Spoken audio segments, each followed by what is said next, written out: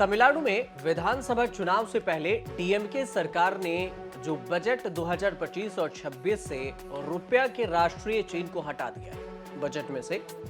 अब इसके बजाय तमिलनाडु सरकार ने अपने बजट में आर जो सिंबल लिखा जाता था, जो आप इस तस्वीर में देखते हैं, उसकी जगह पर तमिल में लिखा गया है और तमिल का वर्ण इस्तेमाल हुआ है। हालांकि भाषा की राजनीति करते हुए ₹R के बजट से हटाने वाली तमिलनाडु सरकार ने ये ध्यान देना जरूरी नहीं समझा कि रुपये के इस सिंबल को एक तमिल ने ही डिजाइन किया था।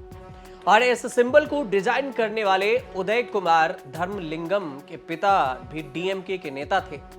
उदय कुमार धर्मलिंगम एक भारतीय शिक्षाविद और डिजाइनर, जिन्होंने भारतीय रुपये के प्रतीक चिन्ह जिसे R लिखा जाता है उससे डिजाइन को तैयार किया था। और उनका जन्म 10 अक्टूबर 1978 को तमिलनाडु के कल्लाकुरुची में हुआ था। चेन्नई तमिलनाडु के निवासी हैं और IIT गुवाहाटी से असिस्टेंट प्रोफेसर के रूप में कार्यरत भी हैं। उदय कुमार धर्मलिंगम के पिता एन धर्मलिंगम डीएमके के विधायक रह चुके हैं और उदय कुमार धर्मलिंगम देश के नामी डिजाइनर हैं। जब उदय ने ये प्रतियोगिता जीती थी तो एन धर्मलिंगम ने कहा था कि ये उनके लिए बेहद ही गर्व का क्षण है कि मेरे बेटे ने तमिलनाडु के लिए गौरव लाया है। उदय कुमार धर्मलिंगम ने रुपीज के प्रतीक R को डिजाइन किया और इस रुपीज में देखेंगे तो रॉ अक्षर को मिलाकर बयान दिया और इसे तिरंगे से प्रेरित किया और इसे अन्य युवाओं से अलग दिखाने के लिए डिजाइन तैयार किया था। अब इस डिजाइन को 15 जुलाई 2010 को भारत सरकार द्वारा जनता के सामने प्रस्तुत किया और ये प्रतीक एक खुली प्रतियोगिता के माध्यम से चुना गया था और इसके लिए वित्त मंत्रालय ने प्रतियोगिता आयोजित की थी और इसके लिए 3331 आवेदन आए थे, जिसमें से उदय कुमार का डिजाइन 5 फाइनलिस्ट डिजाइनों में से शामिल था और विजेता हुए थे। उन्होंने बताया था कि ये डिजाइन भारतीय तिरंगे से प्रेरित है और इसे देवनागरी लिपि के जो रॉ है वो रोमन लिपि R को मिलाकर बनाया गया है और साथ ही ये एक क्षैतिज रेखा के शामिल करता है जो समांतर राष्ट्र ध्वज को भी दर्शाता है। उदय कुमार का यह योगदान भारतीय मुद्रा को वैश्विक स्तर पर एक विशिष्ट पहचान दिलाने में महत्वपूर्ण भूमिका निभाई।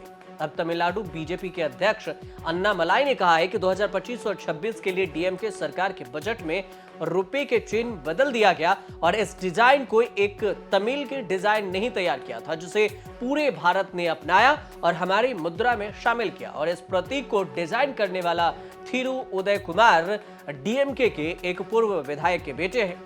और आप कितने मूर्ख हो सकते हैं कि थिरु स्टाइल बीजेपी नेता जो तमिलनाडु थे नेता रहे थे, उनके स्टालिन साहब से उन्होंने कहा, जो के अन्नामलाई हैं, कि आपने इस पूरे सिंबल को ही बदलवा दिया। तमिलनाडु में हिंदी में रुपया का चिन्ह रॉ को हटा दिया गया और बताया जा रहा है कि हिंदी के अक्षरों के जगह पर इसे तमिल अक्षर से बदल दिया गया और इसे लेकर अब बीजेपी ने तमिलनाडु सरकार पर हमला बोला है। तमिलनाडु के जो बीजेपी अध्यक्ष है अन्नामलाई, उन्होंने राज्य बजट में रुपया का चिन्ह हटाने को लेकर डीएमके के नेतृत्व वाली राज्य सरकार की आलोचना की और इस कदम को मूर्खतापूर्ण बताया और कहा कि आप कितने मूर्ख हो सकते हैं एमके स्टालिन। ये सीधे तौर पर अन्नामलाई ने सोशल मीडिया पर पोस्ट किया और तमिलनाडु सरकार ने 2025 और 26 के जो बजट में उस रुपये के सिंबल को हटाया उसको लेकर ये पोस्ट था। उन्होंने कहा कि एक तमिल व्यक्ति ने इसे डिजाइन किया था जिसे पूरे भारत ने अपनाया और इस सिंबल को उदय कुमार ने डिजाइन किया था, जो एक पूर्व डीएमके विधायक के बेटे थे। और आप कितने मूर्ख हो सकते हैं एमके स्टालिन। अन्नामलाई का ये पोस्ट है। इतना ही नहीं, बीजेपी की तरफ से अमित मालवीय ने भी तमिलों को अपमानित से करार दे दिया। बीजेपी IT सेल के हेड हैं अमित मालवीय, इन्होंने इस फैसले की आलोचना करते हुए भी सोशल मीडिया पर एक पोस्ट किया, लिखा कि उदय कुमार धर्मलिंगम जो एक भारतीय अकादमिक और डिजाइनर हैं, वह एक पूर्व डीएमके विधायक के पुत्र हैं, बेटे हैं। और उन्होंने कहा कि उदय कुमार ने भारतीय रुपये का सिंबल डिजाइन किया था जिसे पूरे भारत ने स्वीकार किया, लेकिन मुख्यमंत्री एमके स्टालिन ने तमिलनाडु बजट 2025 और 26 के डॉक्यूमेंट से इस सिंबल को हटा दिया और इन तमिलों का, इसे अपमान है ये तमिलों का, कोई कितना हास्यास्पद हो सकता है, मजाक हो सकता है इसका। तमिलनाडु सरकार ने 2025 और 26 के लिए बजट के लिए जो प्रचार सामग्री तैयार किया उसमें से रुपये का चिन्ह बदल दिया और इस रुपये का जो अक्षर है उसे बदला है और ये बजट पेश किया जाना है 14 तारीख को।